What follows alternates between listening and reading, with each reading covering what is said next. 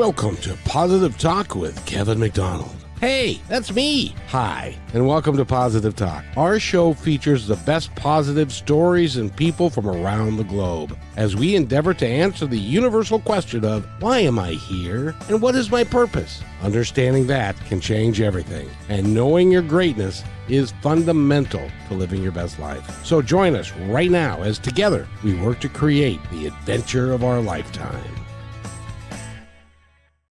You know, there are people that are doing that. They're working to have an adventure of a lifetime and are really have found their purpose and why they're actually really here. Our guest today is one of them's peoples, and we're going to talk to him in just a moment. But before we get to go there, we're going to talk to my friend Eric real quick. And Eric, how are you this fine day, sir? Happy Monday, Kevin. I'm doing fine. And it's, so warm and nice. Feels feels like March. It does. Well, we're not that far away, but because Thursday is February 1st already. Can you imagine? I thought we just had Christmas. I've still got Christmas decorations up in my house. Like I packed away the main stuff, but there's still like one or two stragglers that I didn't catch, that I'm wandering around. Oh, shoot. Got to get those put away. But it feels kind of nice to still see, the Christmas cards or whatever laying out. So, yeah, I know exactly what you're talking about. Feels like it was just yesterday. It really does. It really does. Well, we have some news that we'd like to share with everybody just because I'm just letting everybody know that for reasons unrelated to KKNW or Kixie or Hubbard Broadcasting, Positive Talk is going to take a little hiatus away just so that I can basically, like I'm only 66, so I guess it's time to get my act together. Wouldn't you say, Eric? However you want to put it, it's sad for us to not have you on the air with us. And Wednesday, I believe, is the last show. So we'll enjoy today and we'll enjoy Wednesday, and then we'll bid you a fond adieu for the time being. But hopefully it's not farewell forever. Hopefully we'll see you again, and hopefully it won't be 20 years in between. Well, it happens that way for me, I'm afraid. It's like, I'm a bad penny. I keep showing up. And if you'd like to let me know that you got this and that you're going to miss us, you can give Eric a call and he'll put it in the chat for us. And just to say thanks, and I thank everybody that listens to us, and I've really enjoyed the time together. So if you want to give us put it in the chat if you're online, or if you are on driving around, be careful. Don't pick up your phone while you're driving, by the way. But you can text us, or you can give us a call at 425-373-5527. But other than that, Eric, everything's going great. It's a beautiful day outside, and we have a wonderful guest here that we're going to be talking about this hour. And because it's our second to last show, we're dispensing with all the commercials and all the other crap that goes with it. So we're just going to run it straight through and then have a really good time. I hope my sponsors don't mind, but anyway, it doesn't matter. I can't help but think that maybe that was part of the issue of you not getting sponsors. We're going to just get rid of this crap. You think it's that's my way of saying maybe. I don't got none. And if you, by the way, and this happened last time 20 years ago, if you want to support this show, if you want to keep it on the air, you can give me a email at kevin@kmmedia.pro. All you got to do is sponsor the show and come up with just a little bit of scratch, as they say, and away we go. So if you want to do that, I would be more than happy to talk to you about it, and we'll give you a hell of a deal. It's a hell of a deal. That's my Rocky manager voice. It's a hell of a deal, kid. It's Burgess Meredith. Burgess Meredith. Rest his soul. Yes, yes, indeed. So, and speaking of actors, we have a great actor here. We're going to play a little bit of a clip from a program that he put together. His name is his name is Jeff, and Jeff Schubert, and we're going to bring him on right now. He is an actor. He is, and for those of you that are listening, and you can't see Jeff in person, the first time I met him, and first of all, his picture, he's clean shaven, and the extent that an actor will go for a role is really remarkable. He has a beard that goes down. As a matter of fact, if you have chest hair, you could probably braid it together with your chest hair to make it. So he looks like a monk or a priest, or no, a rabbi. That's what I'm trying to say. In any event, he is an actor. He's a producer. He is a writer. He's got a BA in psychology, and he's studied hypnotherapist. He's done a lot of things, and we really wanted to have him on because he's really is a remarkable human being. And Jeff, welcome to the show. How are you, my friend? I'm great. Thank you so much. I feel honored to be one of your last guests, but I'm sorry to hear that you're going to be going. Well, it's I'm just taking a hiatus just to figure myself out and look at my checkbook and stuff like that. So, sticking to the theme of Positive Talk Radio, one thing I like that you kind of inferred in your intro is you're 66 and you're still enthusiastically trying to figure out what you want to do when you grow up. That's exactly right. That's great. That's wonderful. And I continue to do that, and I hopefully will do that until the day the good Lord says, this is the expiration date on the bottom of your foot, and come on home. Keep learning, keep pursuing your passion, keep figuring it out, keep growing. Wonderful. And that's why I'm glad you're here, because you're one of them. That is, you're an actor. You've done some stuff over time, and we're going to actually play a clip from something that you've done fairly recently, which I think is really funny and is a great thing. But you've really worked at your life to live your best life, and it seems to me like every day. And you're actually you've worked with abused children in the past, and you're currently the program manager for an inpatient program that serves dual diagnosed mentally ill adults. That's right. And thank you for doing that. Oh, thank you. Sure. Yeah. So basically, you talk about living your best life, and that's something that we talk about often in the groups I facilitate. And, until you make it as a big star and you're not living independently wealthy off of your acting, right? There's other things you have to do. And there's a couple of schools of thought with that. Some actors believe when they come out to LA, they have to go all in. They can't do anything else. They would almost rather be homeless and pursue their craft and have no other option. And that's the way to keep on doing it. And that's great if that works for them. Me, I always wanted to do something, meaningful that I derive meaning from, aside from pursuing the craft. And I pursue my craft very hard: acting, writing, directing, producing.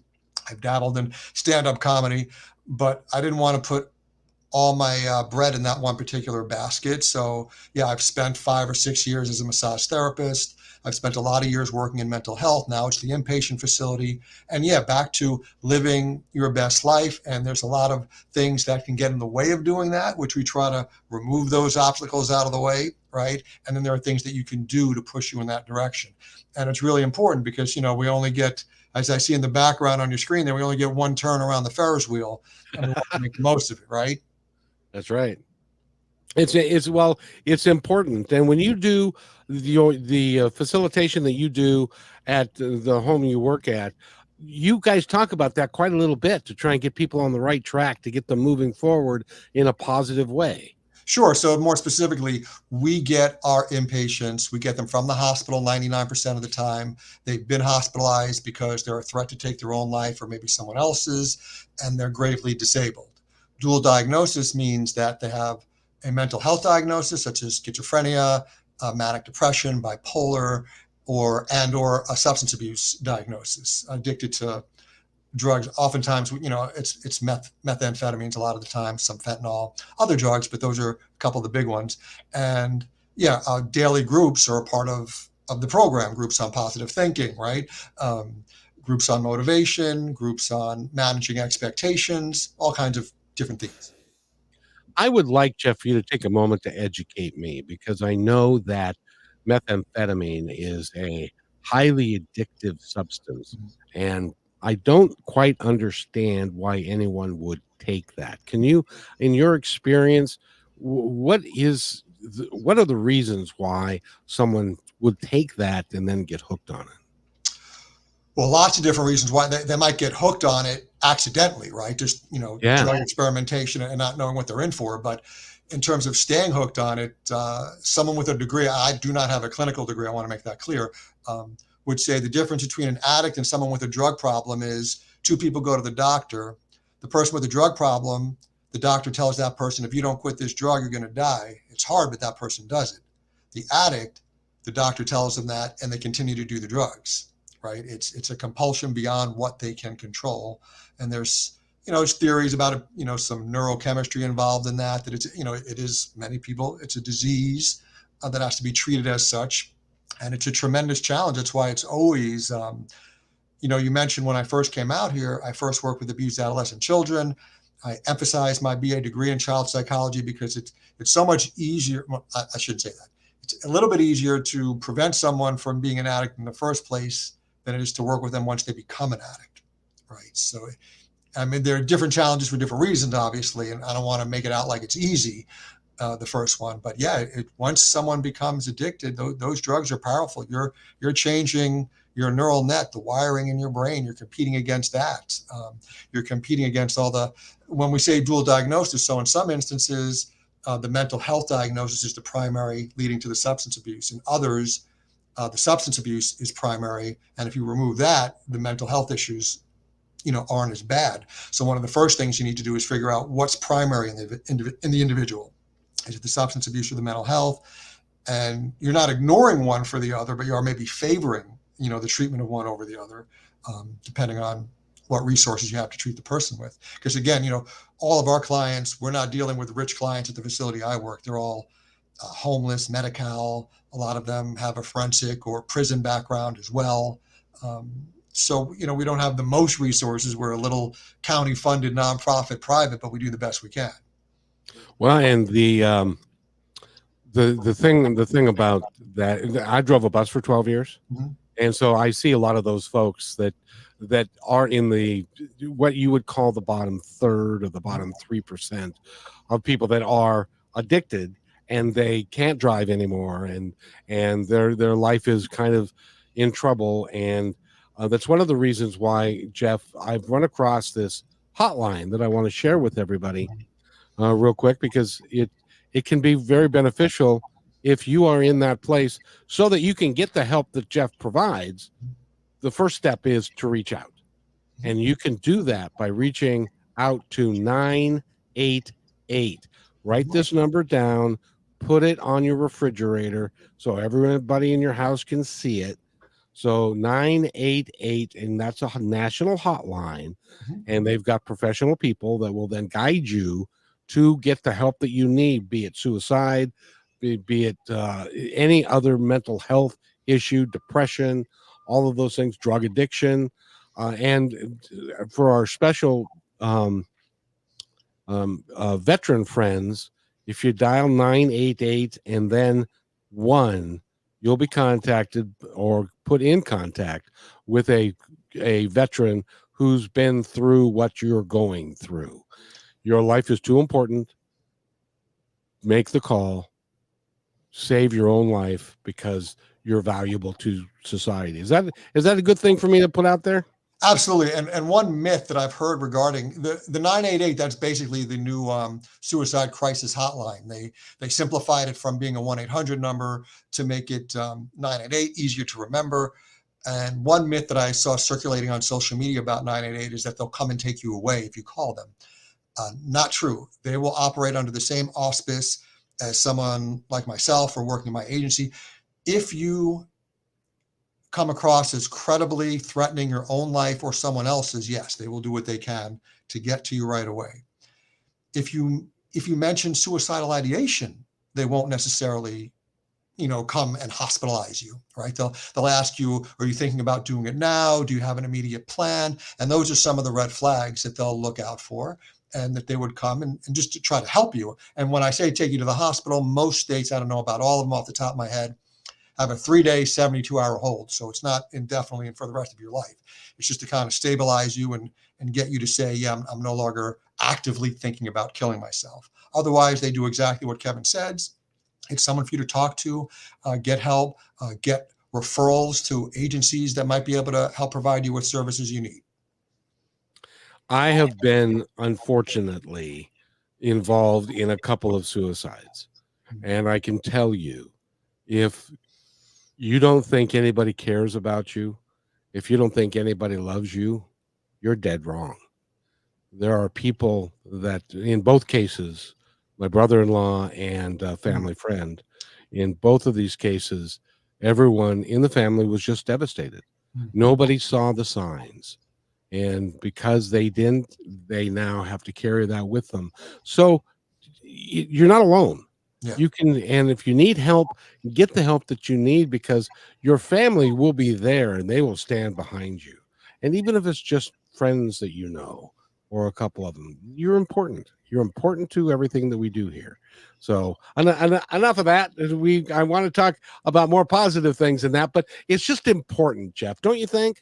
Absolutely. And to circle back, I'll be quick, I promise, because you asked about why people become addicted, and I kind of gave you a circular answer. There are a ton of reasons. Obviously, we're not going to get into a whole bunch of them, but there's a lot of it is negative thinking related, right? It's hopelessness, it's cynicism, it's a lack of trust, it's lack of belief in self, it's low self-esteem, it's self-sabotage, it's not believing you're good enough. There's a whole bunch of mental health related reasons that tie into negative thinking, right? Just to keep it on topic, that do contribute to the experimentation of it and the lack of belief in self, or the resources to help you in not trying to get over it. So that's just maybe a little bit more of a direct general answer for you for that one.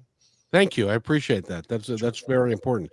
And if you are a young person, or you are connected to a young person, it's a conversation worth having, because there are people that I know that did it once. They just experimented with it, and that led them down the road, and now they are addicted to the substance, whatever it is. Yeah. And so let them know don't. Yeah. I guess Nancy Reagan said, just say no. No, yeah. Well, the big problem in our educational system, and I'm so sorry if I'm getting off track, but as much as I want to promote my film career, this stuff is more important, right? Especially if anyone's listening and can use to hear it. But in our educational system, we don't teach people how to grieve, right? When they lose a loved one, we don't teach people how to cope with death or to deal with death. We don't teach people how to argue. We don't teach people how to disagree without offending. We don't teach people all these skills that we see are contributing to the polarization of society and the directions we're going in, right? And all of a sudden, if you teach people how to disagree, if you teach people about self-esteem, if you teach people about all these things, then maybe by the time they're confronted with the choice of doing drugs for the first time, they have the foundation with which to say no. Exactly. And I think you're right. I think grief is a huge component to how people go down the wrong road. And there's no telling when that's going to rear its ugly head, because life is very, it's very, you can't predict it. That's right. I have a good friend of mine that 2 weeks ago, she lost her sister-in-law in a traffic accident. And then, are you familiar with the Melanie, the gal who did the song in the 70s? It might be before your time. Mikey, or anyway, she was an artist and had a #1 hit, and she passed away. And the same, brand new key. Thank you, Eric. Okay. And she passed away this weekend. And the same lady who lost her sister-in-law, Melanie, was her best friend. And so she's going through grief and going into the year, none of that had happened. So you don't know when it's going to happen. So the best thing to do is to make sure you get the help that you need. You agree with that? Absolutely. And again, you're making me think of so many good things here. Thank you. That I wanted to maybe talk about. And that is, how about, again, going back to the school system, how about instead of waiting till someone becomes a drug addict, or instead of waiting till someone has anger management issues and makes a bunch of decisions that they regret and cost them relationships, we teach the Serenity Prayer to people that are in school. And basically the concept behind the Serenity Prayer, for those people who aren't familiar with it, it's really about accepting what you can't control. And so many issues connect in some way, shape, or form to not being able to accept the things we can't control, that we cannot control, and focusing on the things that we can. Right? If you take nothing else from this interview, if you work on that for yourself, if that's an issue for you, you'd see tremendous benefit and growth in your life. I'm personally one, since I have the glasses half full kind of thing, is I tend to believe that experiences, good and bad, are all designed for our personal growth. And yeah, well, I'm sorry, go ahead. No, go ahead. I was going to say there's an old Buddhist allegory that I like, and I'm not a Buddhist, even though the beard might work for that too. I don't have the belly. I have the beard, but not the belly and basically an old man lives in this village, and every day something real, I'm going to paraphrase it. Every day something really good or really bad happens to him. And when something bad happens to him, the villagers come and they express their sorrow for him. And his one word response to that is maybe. But then as a result of that something bad, something really good happens. And then all those same villagers come and congratulate him for that. And his response to that is maybe. Because then as a result of that good thing, something bad happened, and on it goes, right? So he doesn't allow himself to get too high or too down, because you never know what the result of something will be. If you're open to it, maybe something good will happen. And I know there are some horrific specific examples people can throw at me, but be open.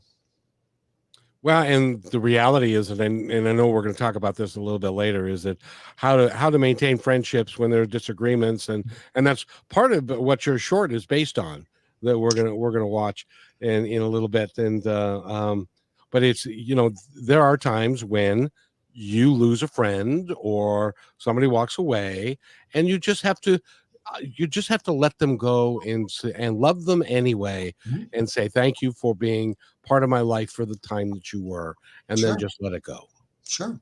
There are, yes, it's all a continuum, right? There are a lot of relationships that needlessly end because, again, we're not taught how to argue, or we have what they call in psychology misplaced aggression, right? We have anger and aggression in other areas of our life, and then we have this fight over politics, over situations and circumstances that we can't control, that trigger our fight or flight mechanism, and all of a sudden we're getting angry and we're raging and we're saying things that that maybe we wish we didn't, and we cross a certain point or cross a line, and a friendship maybe needlessly ends. Now, if someone isn't respecting your boundaries and they're abusing you in some way, shape, or form, I think that's where what you were just talking about comes into play, where it was wonderful having you in my life for a certain time.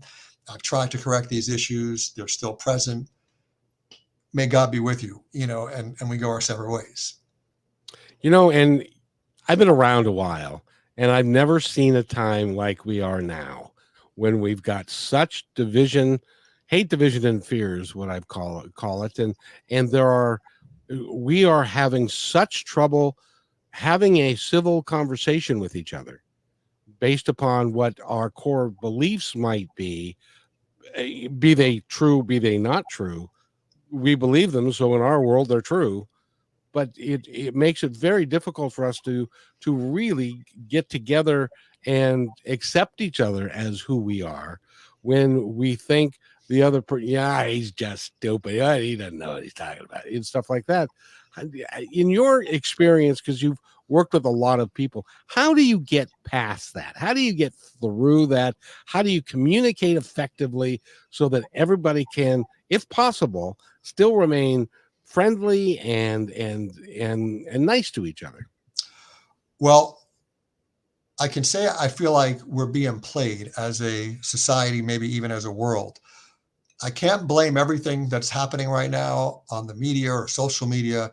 It's been going on for decades or centuries. I think I was even reading not long ago that George Washington had to be talked into running for a third term, the father of our country, the first president, because the polarization was already starting to get to him. Right. So we do have a long history. The founding fathers, for all their flaws, they anticipated some of the hubris and challenges of government. So they tried to create a constitution, a system of checks and balances to offset it and prevent those things from happening. And then as soon as the ink was dry on that, politicians ever since have been trying to circumvent and work their way around it, ever since, which is unfortunate. But now with social media, groups that are on the far left or the far right, groups that are really intense in their beliefs, regardless of ideology, right? They utilize social media. We know there are bots that utilize social media. There was the documentary on Netflix about social media, how they know how to trigger us, right? Dopamine, a feel-good chemical in the brain. They know what to do to make us feel good. They know what to do to piss us off. And believe it or not, people like to be pissed off. To believe it, there's a certain trigger. I'll call it dopamine negative. There's dopamine positive and dopamine negative. And while you and your family and friends are at your jobs having friendly conversations, there are people in little rooms figuring out how to manipulate you, how to harness that anger, how to harness, that feel good, whatever. So now you talk about in relationships one-on-one, we're not just disagreeing, we're questioning each other's motives, right? And so it's not just that we disagree, right? You have to be crazy to think differently than this. You have to be evil to think that. And that's what social media, that's what the bots are focused on getting us to think.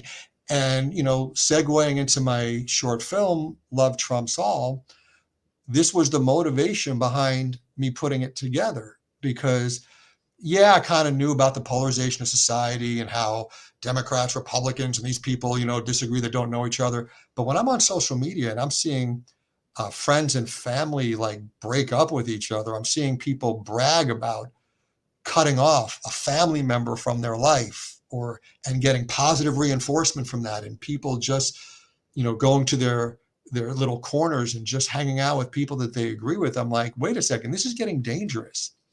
Because one day, right, America can fall due to terrorism, world war, or economic collapse, number of things.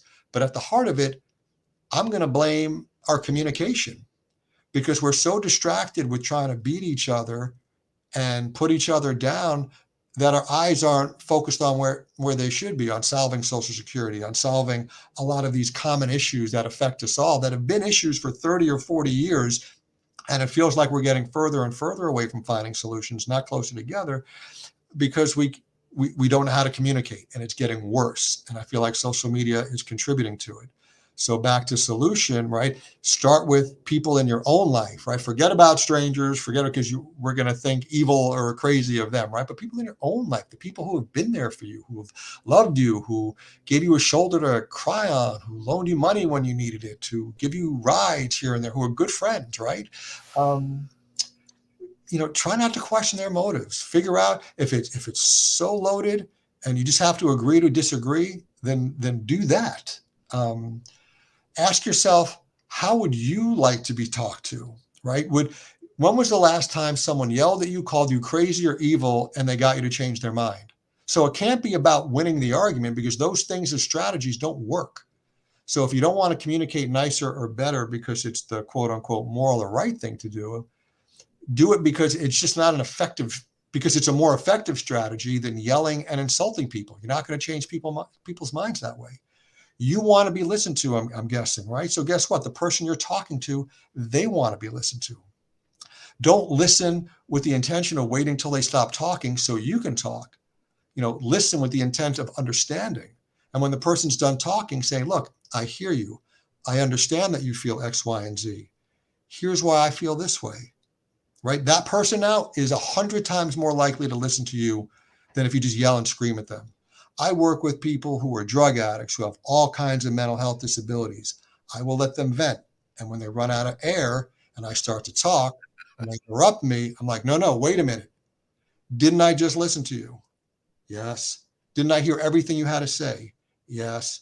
Didn't I acknowledge what you were saying about X, Y, and Z? Yes. Can you please give me the courtesy and just listen to me? If I don't change your mind, fine. All I'm asking is that you listen to me. You know, Jeff, That's it. Worked. and that is really, really sound advice. And times they are a changing. I think there's a song like that. Mhm. And I have a quick story about a local boy that I met him. He was one of my son's friends, and he got hooked up with a group that were very, very hard nosed about their belief structure. They told him that he was great and that he was an awesome guy and that he would be a major player in their organization. So he bought that line. His parents didn't know how to deal with him. They didn't know how to talk to him. So this boy ended up getting into a fight in Portland, and it went viral. And so he became a really big deal in this particular group. This particular group was called the Proud Boys. And he went to Washington, D.C. on January 6th and was involved with that struggle because the Proud Boys became who they are and thought it was great. He has a wife. He has a child. His parents are doing very well here. Everybody loves him. And they couldn't figure out why he went down this other road. And now he's been convicted and is going to spend the next 20 years in jail. And it was one of those things, nobody knew how to communicate. So communication is such a big deal, isn't it? Yes. And, a part of the normal adolescent process is that of differentiating yourself, from your parents, right? So obviously there's a zillion things I don't know about this particular situation, but what was his self-esteem? What was his comfort level with communicating with his parents? Did this group fill some sort of psychological void or something that was missing for him? We don't know what shape we're going to be in when we get exposed to potential mentors in our life, right? People who we are drawn to, and what our self-esteem level is and what our ability is to think for ourselves and defend or deflect. That's how come it's so important with parenting, which would be another great topic to introduce to our educational system. And that would be a challenging one for a million reasons, but it would be good if we could. So where's the comfort level with the parents? Do the parents generally, you want to sweat the big stuff, right? You want to keep your children safe, right? You want them off drugs. You want them to not commit crimes. But when they're trying to assert their individuality, let them dye maybe consider dyeing their hair color if they want to, or certain things that aren't going to fall within those parameters, because if you suffocate them, and again, I feel for these parents that, that I'm not talking about this specific situation now because I don't know it. I'm speaking generally. Right. You want to give your kid, it's normal. It's a part of the growth process for a child to want to individualize themselves and separate themselves, form their own identity from their parents. The parents have to give them a little bit of room to do that. And always, as best as possible, make the child feel comfortable communicating anything they need to them. So if a situation like that presents itself, there's hope. It was a heartbreaking thing for everybody involved, and there were no winners. And so it's a sad situation, but it can be avoided. And if somebody wants to use that as an example, you can email me and I'll give you the name because it's in the public record. And you can look it up and all of that. Also, as a parent, you can do almost everything right. Yes. And bad things can still happen. You cannot be with your kids 100% of the time. You cannot blame yourself. Kids will ultimately, I put myself in vulnerable, risky situations in college, and I was a decent kid, whatever. It's the best. It's a part of the growing up process. Sadly, there's a little bit of luck or fate, whatever you want to call it, involved in it. Yeah, and as a parent myself, I know that if my children, after all the talks that we had, everything that we did, and they had a loving home and all of that, if they make poor decisions, That's right. I can't prevent them from doing that. Sometimes you end up picking up the pieces as best you can. That's And right. sometimes you have to let somebody like yourself pick up the pieces because they won't listen to mom and dad because they're just too stupid, mom and dad are. It's no different than anything else. If your TV's not working right, you go to a TV repair person. Your car's not working right. Physical health ain't going right.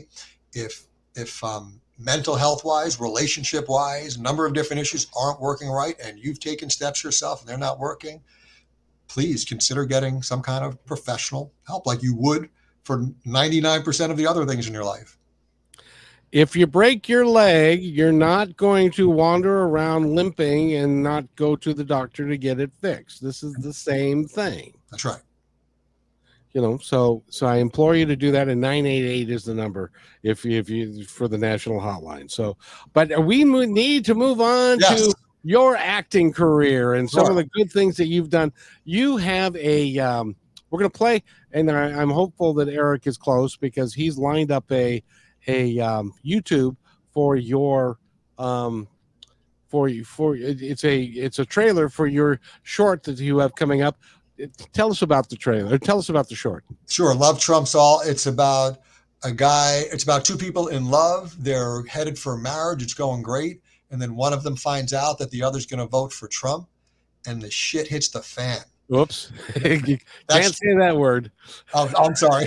That's chapter 1, right? So when that relationship doesn't work out in chapter 2, now the relationship is between two people who are on different sides of the COVID vaccine, whether to get it or whether not to get it. And then the blank, hits the fan. And then in chapter 3, we see if the person who couldn't get along because of those two issues is going to, figure it out. This person doesn't want to be alone, and he realizes he has to figure out if he can be more accepting or not, and will he or will he not get together with the love of his life. And that again is love trumps all, right? Yeah, with a question mark, right? Because we don't know if it will. No, that is so true. Yeah. So if Eric has that keyed up, why don't we go ahead and play the trailer? Charlie has relationship issues. I don't want to die alone. Meet the therapist. You seem to have a pattern of getting into relationships that seem to go well. We had our first conversation about marriage. Until you run up against an area of disagreement or something you don't like. I found out she's voting for Trump. I found out he's not getting the COVID vaccine. He ran when I said I wanted 5 children. Hear the arguments. I don't know what's worse. The fact that she watches Tucker Carlson and thinks he's smart. He wouldn't know a political original thought if it bit him in the ass. Is anybody listening? La la la la la la. That's what he would do. I heard you. You made your point. Move on. That's not the way people who care about each other. Are you fucking kidding me? You trying to say I was fat? Should talk to each other. Why are women always throwing things at me? Of the women you dated, who's the one you felt the most connected with? I hate to say it. You have so much going for you in your relationship. I would hate to see you ruin it over this one issue. Now, I want to ask you to listen to me and not think about what you're going to say next. Can you both do that? Trump supporter. See, what did I tell you, Doc? But you get to call me a traitor in my own race?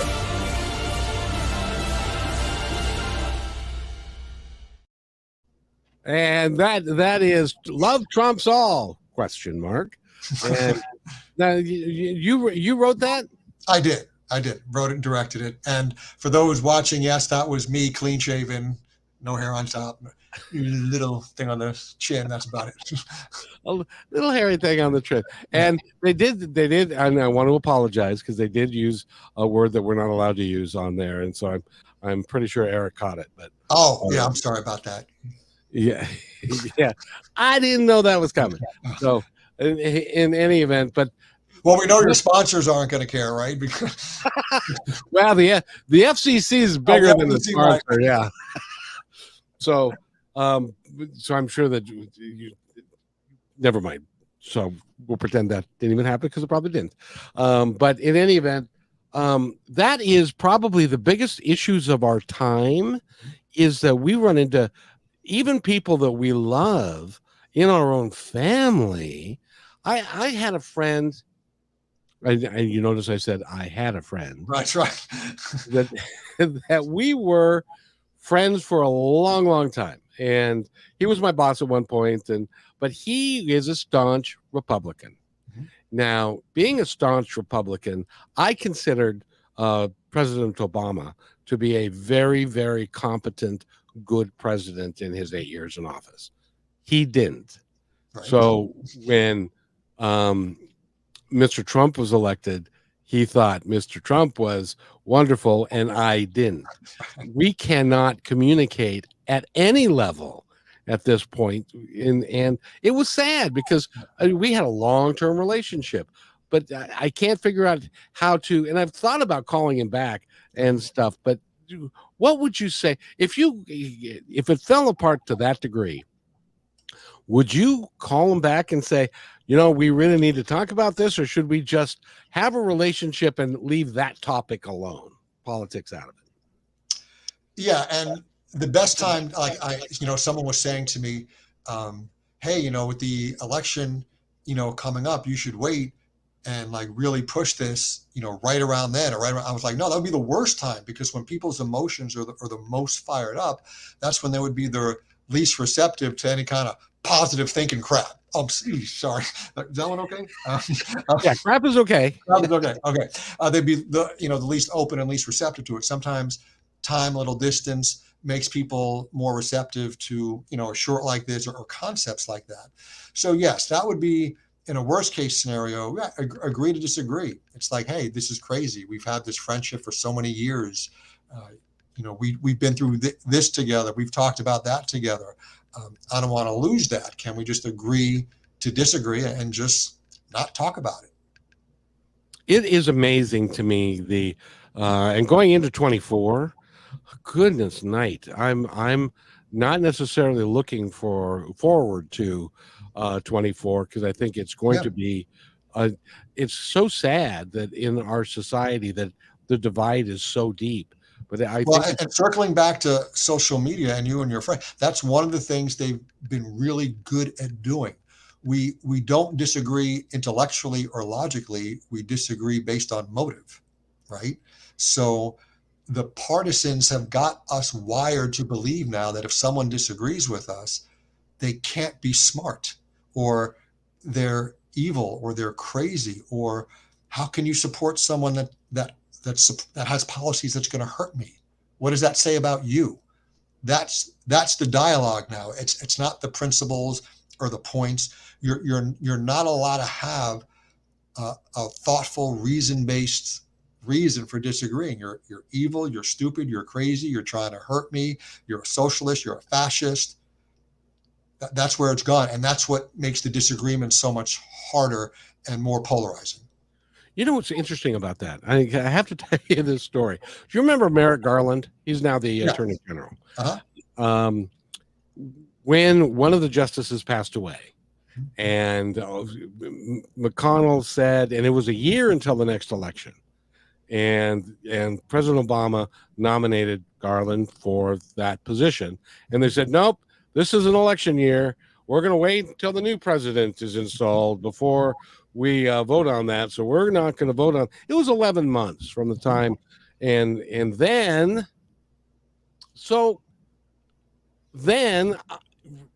a month before Trump's term, before the election, before the next election, another justice passed away, and so they instead nominated somebody with less than a month to go and voted on him, and that person is now sitting on the Supreme Court. I brought that up to my friend as being not fair and was hypocritical. One was not right, and I said, so you can't possibly defend that. And he said, oh no, it's okay. I defend it completely because da da da da da da da da. And I said, you can't. But where's your integrity? And he said, oh, my integrity is, and so that's how this stuff rolls, and it becomes impossible for us to even communicate. I can't even communicate with a man anymore. Yeah, and that's why when it's to that level, that's where you go to the let's not just talk about politics and agree to disagree. I have people on both sides of the political fence who, when they will sometimes try to engage me, I just let them talk till they run out of breath. I make some vague statement, and then I move the topic on to something else. Yeah, but now on the other hand, I know another guy who's a libertarian, and I'm kind of on the Democratic side. Right. And but we don't have those discussions. We don't have those fights because we respect each other, and we respect each other's right to have a slightly different viewpoint. And that's okay. We can discuss it, and we can be real about it, and it's okay. And that's a good thing. Politics, again, because I am social media, they've taken it to the next level, but it's been there. I mean, it's been triggering. I mean, when I was a kid, long before social media, the cliche was you don't talk about politics and religion. So the difficulty and the challenge has been around for a really long time. It's just been taken, next level now. And it can be triggering again, going back. I think people have unresolved control issues. They have areas of life where they might be frustrated in, and it gets channeled, into this. We have the bots and the social media playing on our anger. Questioning motives and intelligence, and it's a form of I think you mentioned in the intro, right? It's a form of hypnosis, being manipulated, and it's like there are conditioned stimuluses and there are conditioned responses, and people hear the buzzwords, and they're off and running. And as soon as you pick up on that, this is not the time or the place to have the conversation, or a person with whom I can have the conversation with. I've got a great friend who we can talk about politics all day, all night. We'll never have a fight, or an argument. It's like you and your other friend that you were talking about, right? It's respectful disagreement. My tone never gets any different, than what it is now. I mean, I might, talk, passionately, but my anger level isn't escalating. We're two people who aren't politicians. There's going to be no result of our conversation that's going to change the world. There's even less of a reason for us to get that angry and critical of the other for it, because we're two good friends with a history of decades. We're gonna fight over, politics. It doesn't make sense. No, it doesn't. And thank you for doing the short, by the way. When is it? Did it come out, or when is it coming out? The full short is on my website. It's on YouTube as well. And it's on my website. It's on YouTube. It won for the best long short at an LA comedy film festival. And it's got over 100,000 views on YouTube. So I'm trying to make a push for it now before the election, but it's been received very well. So many people say they know people like Charlie and Vanessa and Julia, and they've had these fights, and they laugh, and hopefully through the lens of comedy, seeing these arguments play out like that with a neutral, third party, the therapist there, you can reflect on it, and it can pierce, it can penetrate that stubbornness or the way we're viewing and talking about things, and get people to have conversations like we're having, and maybe change the way they communicate. And I think it's a great way to get it done if you can get people to watch that and then see, in some cases, just how silly we are. Yes. Because we're making statements and comments about stuff that we don't even know for sure whether or not it's real or imagined. That's right. That's right. I mean, and take Charlie, we saw in the trailer, him talking about, I don't want to die alone. That's kind of what is the springboard in chapter 3 of the 3 chapters. And it's like, when we're kids, no one says, hey, when I grow up, I want to argue about politics, or I want to win fights, or I want to, you do want to have connection, right? You do want to have, human intimacy, right? And do you want to blow it? Do you want to ruin it? Because I'm sure, if you're arguing over, it's probably not the only thing you're arguing over, right? So the poor communication skills in politics probably rears its head in other areas of your life, and improving those those skills will improve your ability to maybe either find the connection that you want or improve the connection that you already have. Isn't that worth it? Oh yeah. And if you can figure out a way to talk to each other civilly and understand each other's viewpoint and treat each conversation with love rather than with hate, division, and fear, and telling somebody that because they believe something different than you, and unless of course you can sit down together and then do the research and to find out exactly what the truth is, and then everybody's willing to accept that when they find it. That can become competitive and that can be challenging. But I want to make one suggestion, as I know we're drawing close here, right? To try to give people something practical. Mental health skills are similar to lots of other skills, right? It takes practice. In the groups at work, I call it creating your new normal. In the absence of new information, you will always go back to your default responses of how you communicate and what you do. So you can hear something that you like or agree with on a radio or podcast. You can read something interesting. But if you just come across it once or twice, again, in the heat of the moment, you're going to go back to your default responses, right? I tell my clients the worst time to prepare for an earthquake is in an earthquake. Right? You want to have a plan ahead of time. People out in California, you'll get that, right? You don't want to prepare for a hurricane, for Noah's Ark, the day the flood comes, right? You want to have a plan in place. Practice communication skills, right? I talked before about not questioning motives, about listening with the intent to understand. So if you're in a relationship where communication tends to be an issue, right, make a game of it when you're in good moods, about trivial, silly subjects, about what to watch on TV, about how you eat, or whatever the case may be. Practice new listening skills. All right, practice hearing what the other person said, acknowledging what they said, repeating back what they said. Practice sticking to the topic and reason, not questioning motives. If you practice these things, you are far more likely to do it when you're angry. If you wait until you're angry, you're like, oh, what was that guy saying in that interview? No, it might be too late. So if it's important to you, whether it be the few little tips I gave here, do some research on your own. Make a game of it. Practice your listening skills. Practice your communication. I have two things I'd like to say about that. Number one is I was a sales guy for a long time. We have lost the ability to listen with both ears, because you know what they say, you have two ears and one mouth, and that's why is so that you can listen intently, so that you not so that you can make an argument, so that you can understand where the other person is coming from. And the other thing that I'd say is what helped me with my listening skills was, and tell me about this, you're an actor, improvisational acting helped me to a great degree, because if you're not listening, you can't interact with another actor when you're doing improv. Is that right?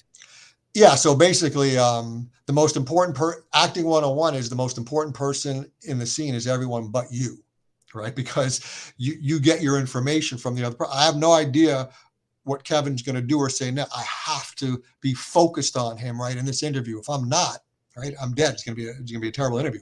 So whether it's co-reading with the script in hand, which is how you audition, or prepared scene work, you want that attention on the other person. And for actors who have a difficult time with that, send them off to improv to learn to get out of their head, put the attention on the other person.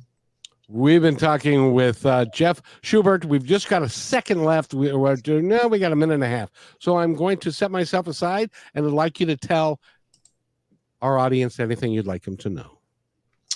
Thank you for listening. Thank you for Kevin for having me on. Best wishes and luck in your hiatus. You know, you're a fun guy. To the audience, I would encourage you to positive thinking doesn't mean you're always in a good mood. Positive thinking is a strategy to get through life, right? In my positive thinking group, I always normalize and say it's okay to process your feelings. Bad things happen, but then it's about, okay, what can I do from here to move forward in this situation? Negative thinking, more often than not, just doesn't work. There are times where it can be motivating, but more often than not, a positive focus or solution-focused mentality will just help you get out of where you're in. So it's not about, Stepford wives being happy all the time or not acknowledging that bad things happen in life. It's about a strategy on what is the best way to move forward to get you out of where you are and in the direction of where you want to be. You can't do anything about what happened yesterday, but you can do something about what happens tomorrow. You Control can versus not control. Exactly. And I choose to be able to make decisions based upon today and tomorrow, not concentrate on what happened yesterday. Yep. Yesterday's gone. Can't help it. Jeff Schubert. Jeff Schubert, go to jeffschubert.wordpress.com to find out more about him. And I want to thank you for being here. This has been a wonderful second to last show, and I really appreciated you being here. Thank you so much for having me. Thank you to Eric. And very much indeed. And by the way, I only get to say this a couple more times. Be kind to one another, because each other's all we've got. We'll see you Wednesday at 4.